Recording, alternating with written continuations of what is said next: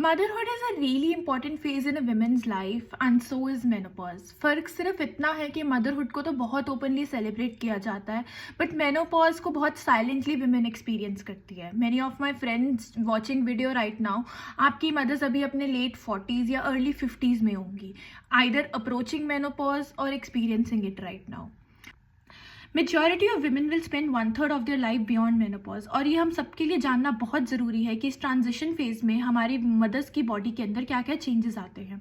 अगर मैं आपको एक नॉर्मल भाषा में समझाना चाहूँ तो मेनोपॉज एक नॉर्मल फिजियोलॉजिकल ट्रांजिशन है from reproductive to non reproductive phase. इस ट्रांजिशन में उनके कई सिस्टम में चेंजेस आते हैं, जैसे कि musculoskeletal, metabolic, genito urinary.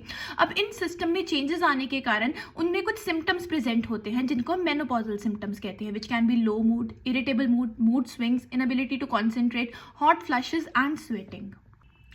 Menopause में एस्ट्रोजन नाम का हार्मोन विमेन की बॉडी में 66% तक डिक्रीज हो जाता है, और ये एस्ट्रोजन इंपॉर्टेंट होता है बोन मिनरल डेंसिटी मेंटेन करने के लिए। इसीलिए मेनोपॉज के बाद हर साल बोन मिनरल डेंसिटी 3 से 5% कम हो जाती है और रिस्क ऑफ फ्रैक्चर्स इंक्रीज कर जाता है। अब मदर्स डे पे ममाज को हमने गिफ्ट्स, कार्ड्स और बुकेस तो बहुत दे दिए। Now what all we can do to help prevent this post menopausal osteoporosis is the real question. Firstly it's exercise, both weight bearing and resistance exercise. Weight bearing exercises का मतलब होता है वो एक्सरसाइजेस जिसमें सारा का सारा शरीर का भार हमारी टांग और हमारे पैर पे आए, जैसे कि running, skipping, aerobics. Resistance exercises वो एक्सरसाइजेस होती हैं जिसमें हम मसल स्ट्रेंथ को यूज करके बोन स्ट्रेंथ बढ़ाते हैं, जैसे press ups and weight lifting. If the age of your mother is above 60, then brisk walking is advisable.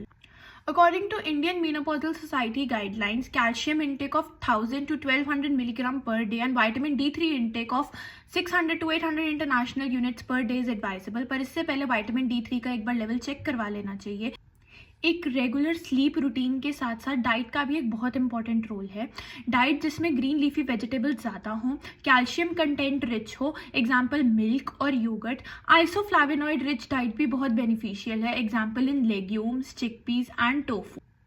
So this Mother's Day, along with celebrating our mothers, let's try to understand them better. Menopause is a natural phase of life, and empathy, care and awareness can help make this journey easier.